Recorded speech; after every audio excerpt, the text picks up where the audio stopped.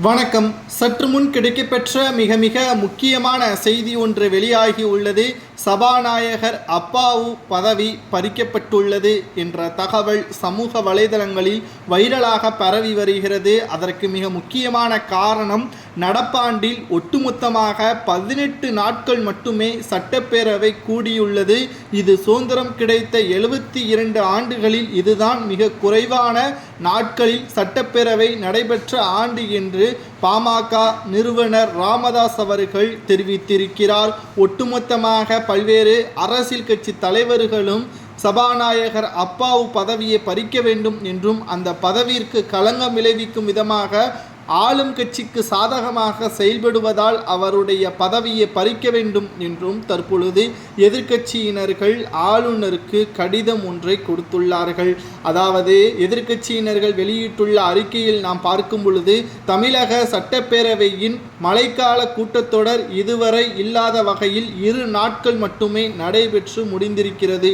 விடுதலைக்கு பிந்தைய தமிழக சட்டப்பேரவையின் 72 ஆண்டுகால வரலாற்றில் சிறப்பு தீர்மானங்களை நிறைவேற்றும் நோக்குடன் ஒரு நாள் மட்டும் கூட்டப்பட்ட கூட்டங்களை தவிர ஒரு கூட்டத்தொடர் 2 நாட்கள் மட்டும் நடைபெற்றிருப்பது இதுவே முதல் முறை என்றும், நடப்பாண்டில் ஒட்டுமொத்தமாக 18 நாட்கள் மட்டுமே சட்டப்பேரவை கூடியுள்ளது என்றும், கடந்த 72 ஆண்டுகளில் மிக குறைந்த நாட்களுடன் சட்டப்பேரவை நடைபெற்ற ஆண்டு இதுதான் என்றும், ஆளுநர் உரை, நிதிநிலை அறிக்கை, வேளாண்மை நிதிநிலை அறிக்கை ஆகியவை தாக்கல் செய்யப்பட்ட 3 நாட்களையும் விக்கிரவாண்டி தொகுதி சட்டப்பேரவை உறுப்பினர் புகழேந்தியின் மறைவு மற்றும் கள்ளக்குறிச்சி கள்ளச்சாராயம் குறித்து உயிரிழந்தவர்களுக்கு இரங்கல் தெரிவிக்கும் அவை ஒத்திவைக்கப்பட்ட நாளையும் கழித்துவிட்டால் மொத்தம் 14 நாட்கள் மட்டும்தான் விவாதங்கள் நடைபெற்றுள்ளது.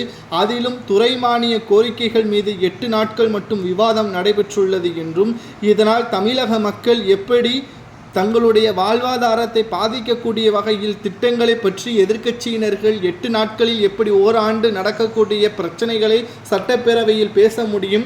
இது ஆளும் கட்சியினருக்கு சாதகமாக எடுக்கக்கூடிய முடிவாகத்தான் அமைந்துள்ளது என்றும், சபாநாயகர் ஒருதலை பட்சமாக செயல்பட்டு வருவதால் அவரது பதவியை பறிக்க வேண்டும் என்றும், பேரவை கூட்டங்கள் மிக குறைந்த நாட்கள் மட்டுமே நடத்துவதால் முதல்வர் ஸ்டாலின் தலைமையிலான அரசிற்கு புதிதல்ல. 2021ஆம் ஆண்டு நடைபெற்ற சட்டப்பேரவை கூட்டத்திலும் இப்படித்தான் 27 நாட்கள் மட்டும் நடைபெற்றார்கள்.